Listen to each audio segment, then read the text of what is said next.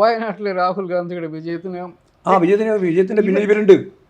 ജമാഅത്ത് ഇസ്ലാമും ഉണ്ട്, അതുപോലെ തന്നെ SDP ഉണ്ട്, ചിലപ്പോഴൊക്കെ BJP ഉണ്ട്. അത് പറയുമ്പോൾ നല്ല പൊള്ളലുണ്ട്. പൊള്ളാൻ വേണ്ടിയിട്ടാണല്ലോ ഞങ്ങൾ പറയുന്നത്. അതാണല്ലോ ജനങ്ങളുടെ ഇടയിലും വരുന്നത്. രാഹുൽ ഗാന്ധി ജയിച്ചതിൻ്റെ പിന്നിൽ ജമാഅത്ത് ഇസ്ലാമി ഉണ്ട് എന്ന് പറഞ്ഞാൽ കോൺഗ്രസിന് അംഗീകരിക്കാൻ പറ്റുന്നില്ല. എന്നാൽ ഉണ്ട് എന്നുള്ളത് സത്യമാണ്. എന്നാൽ ജയിച്ചത് ഭൂരിപക്ഷം കൂട്ടിയിട്ട് ആ ഭൂരിപക്ഷത്തിൻ്റെ അത് കിഴിച്ചോ എന്ന് പറയുന്നതിൽ വലിയ കാര്യമുണ്ടോ? അത് രാഷ്ട്രീയമല്ല. അവർക്ക് കിട്ടിയ വോട്ടില്ലാത്ത അതങ്ങോട്ട് കുറച്ച് കളാം, ഞാനും നമ്മൾ ജയിക്കുമല്ലോ എന്നല്ലേ നിങ്ങൾ ലോജിക്കായിട്ട് ചോദിക്കുന്ന ചോദ്യം. തെറ്റായ ചോദ്യം അത്. നിങ്ങൾക്ക് കിട്ടിയ വോട്ടിൻ്റെ അകത്ത് ജമാഅത്ത് ഇസ്ലാമീൻ്റെ വോട്ടുമുണ്ട്, SDP-യുടെ വോട്ടുമുണ്ട്, BJP-യുടെ വോട്ടുമുണ്ട് എന്നാണ് എൻ്റെ കണക്ക്. ഞങ്ങളെ വോട്ടുണ്ട് കുറച്ച്. അവിടെ എൻ്റെ പ്രശ്നം ഇത്രയേ ഉള്ളൂ.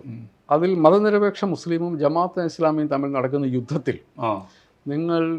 ഞങ്ങൾ നിൽക്കുന്നത് ജമാഅത്ത് ഇസ്ലാമിയും അതുപോലെ തന്നെ ലീഗും തമ്മിൽ നടക്കുന്ന ഒരു യുദ്ധവുമില്ല.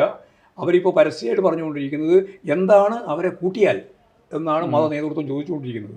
ലീഗിൻ്റെ അവരെ കൂട്ടിയാൽ എന്താണ് എന്ന ചോദ്യം, ആ ചോദ്യം കേരളത്തിലെ മുസ്ലിം അംഗീകരിക്കുന്ന ചോദ്യമല്ല. അതാ പ്രശ്നം. അപ്പോൾ അത് ഞങ്ങൾ ഉപയോഗിക്കും വളരെ ശക്തിയായിട്ടു, ഒരു സംശയവും വേണ്ട.